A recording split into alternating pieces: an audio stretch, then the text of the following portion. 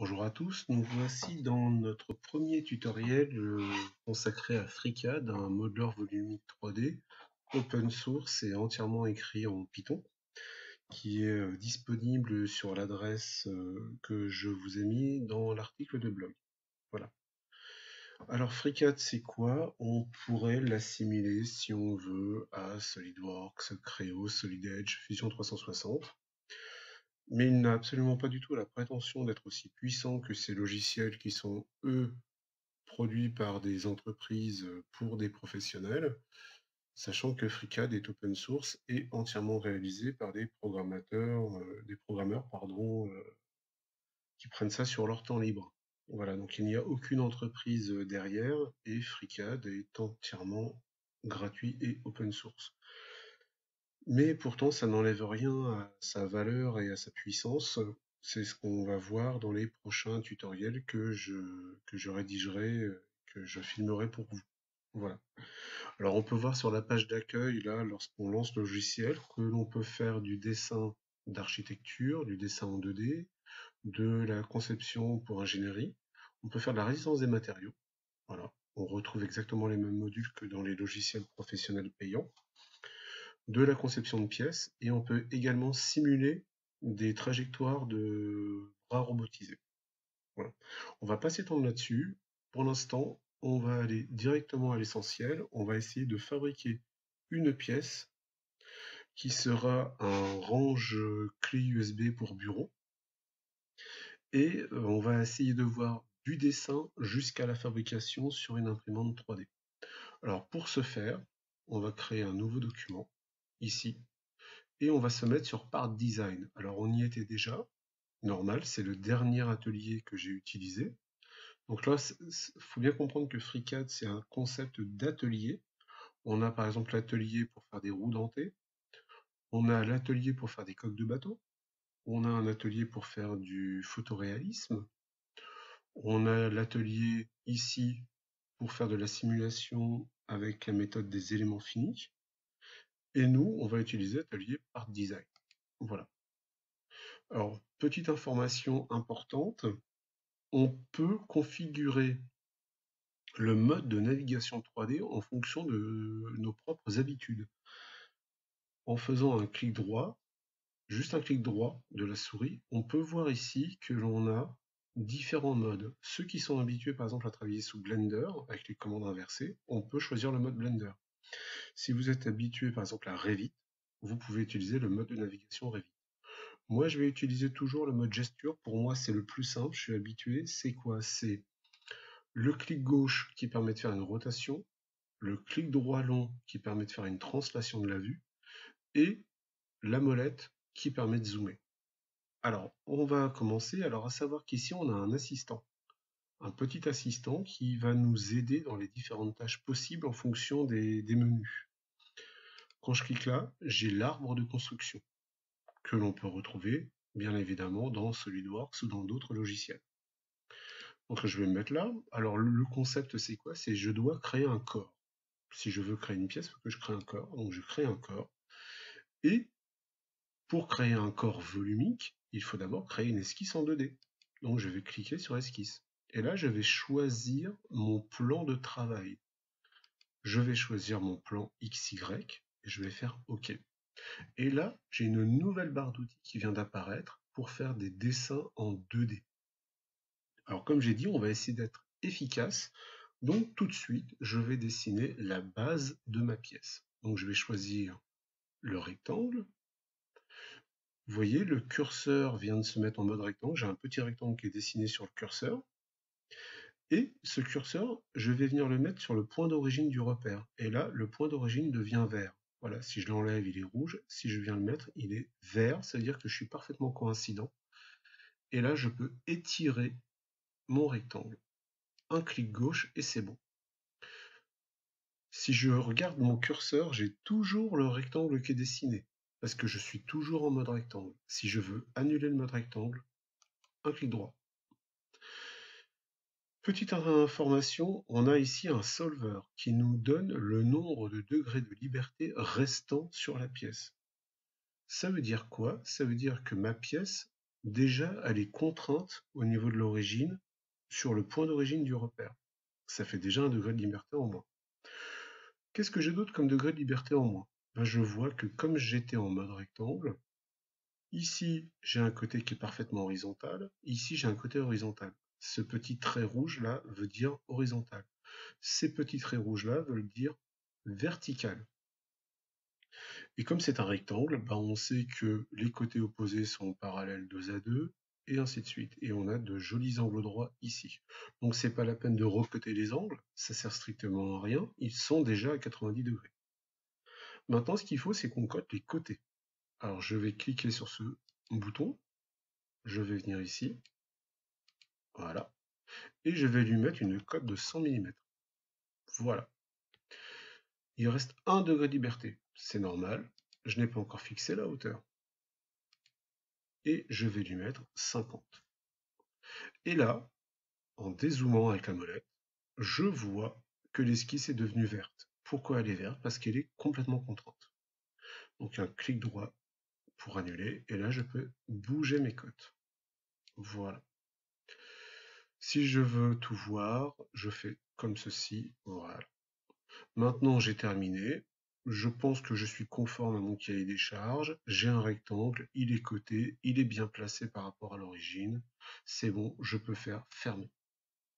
Et là maintenant, mon assistant me propose des opérations. Soit je recrée une nouvelle esquisse, soit je vais faire différentes opérations.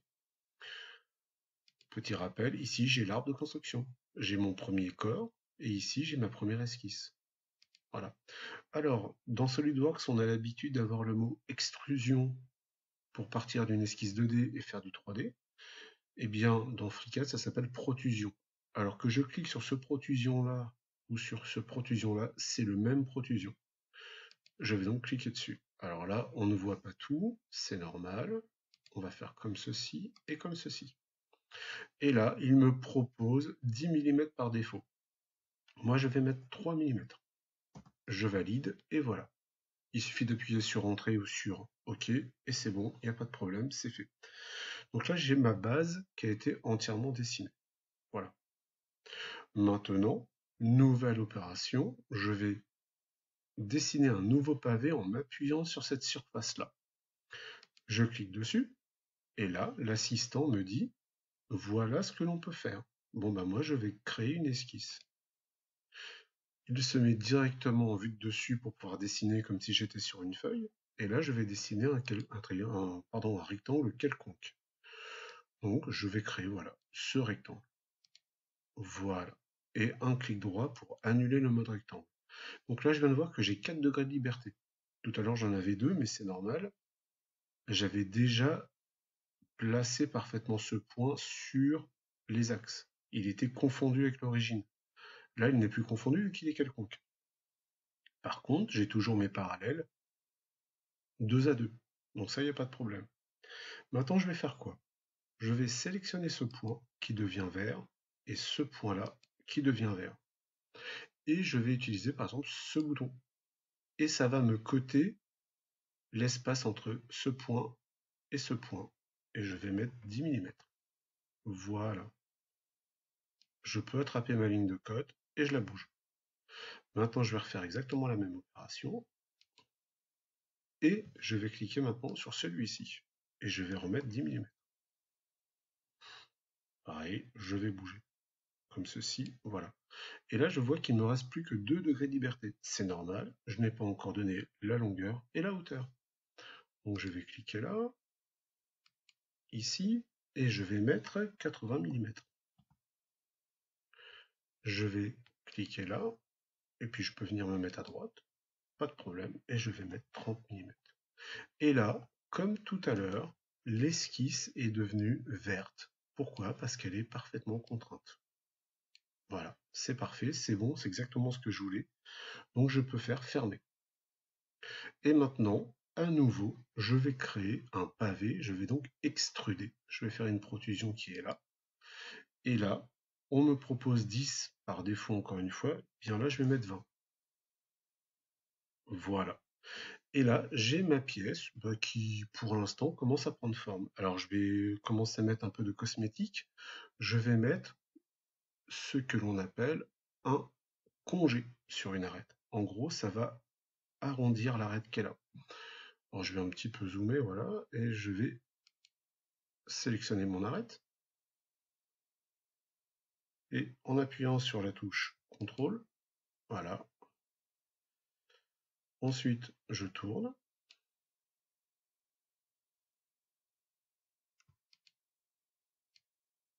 Voilà, comme ceci. Voilà. Et je vais appuyer ici. Alors là, on voit qu'il m'a sélectionné la face derrière. Ça veut dire quoi? Ça veut dire que j'ai mal cliqué, en fait, si on regarde bien. Ça peut arriver. Alors, on peut soit directement supprimer ici cette référence. Voilà, enlever. Et on retourne maintenant. Voilà. Ajouter une référence. Pardon.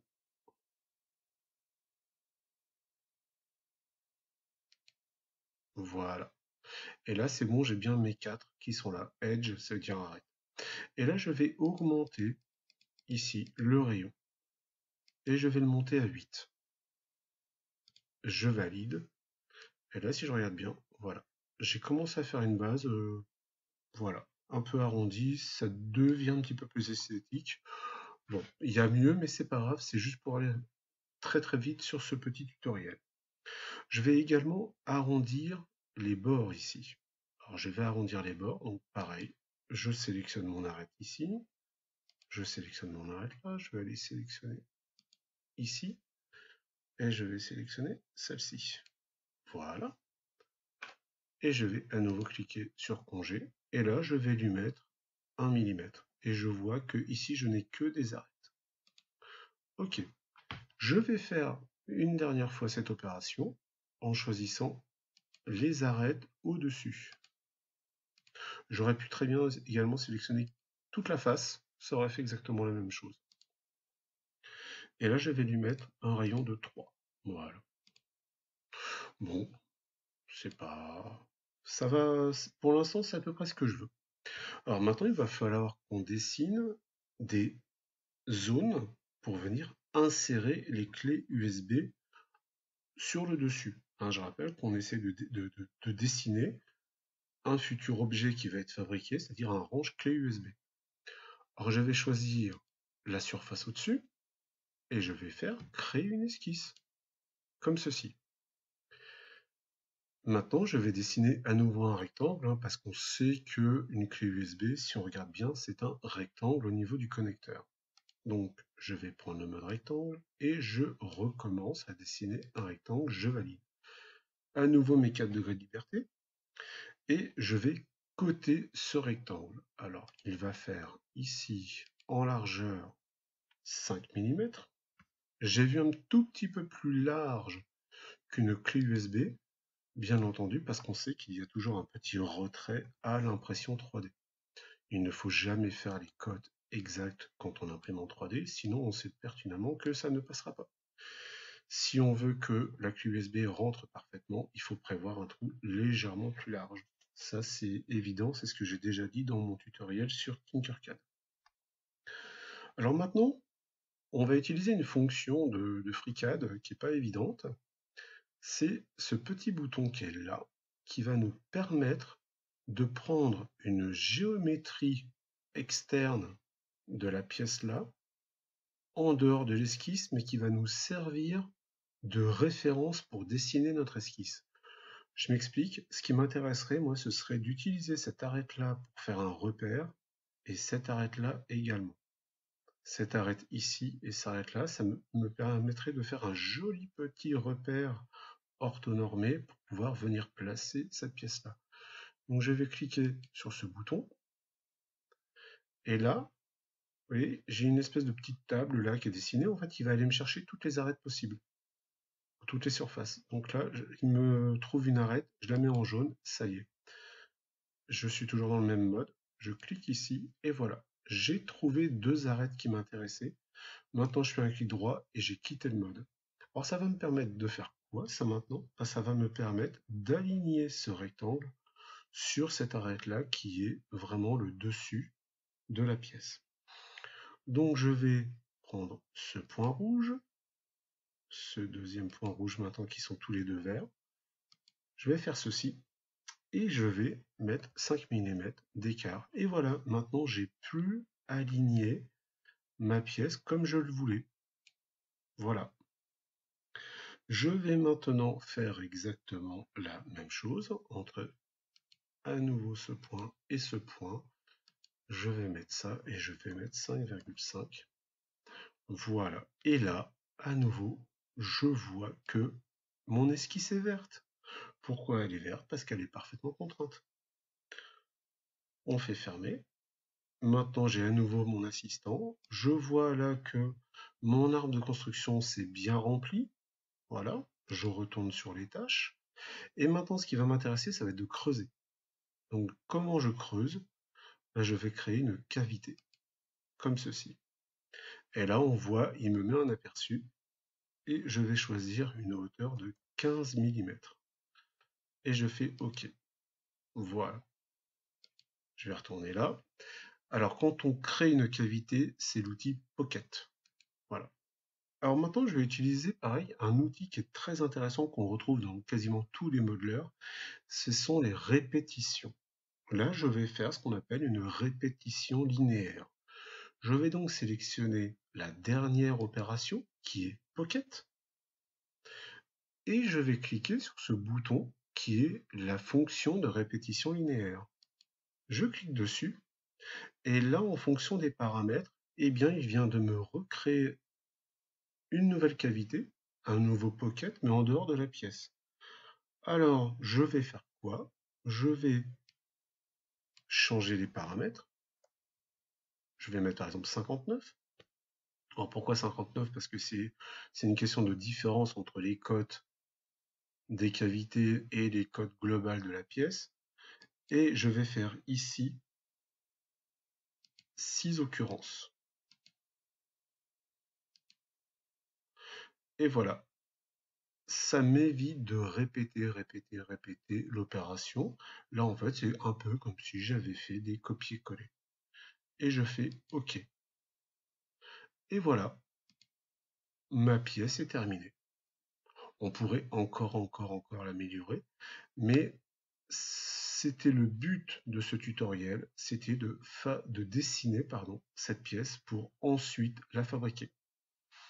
Alors, comment je peux faire maintenant? Je vais faire un enregistrer sous, aucun problème là-dessus. Et sinon, si je fais un double ou un triple clic sur la pièce, elle devient entièrement verte et je peux faire fichier exporter. Et là, je vais pouvoir choisir des formats d'exportation et le plus intéressant pour les imprimantes 3D, ça va être le format STL. Voilà. Donc maintenant, je vais lancer cette pièce directement dans le trancheur Cura qu'on a dans nos établissements scolaires et on va voir ce que ça donne directement dans Cura une fois que j'aurai exporté en STL. Voilà, c'est la fin de ce premier tutoriel. Si vous avez des questions, n'hésitez pas à m'envoyer un message sur le blog. Ça a été un petit peu rapide, mais au moins ça permet de voir un peu les fonctions de base. J'insiste bien, de base. Là, on a vu 1% des possibilités du logiciel. Voilà, on a juste dessiné une petite pièce toute bête. Voilà.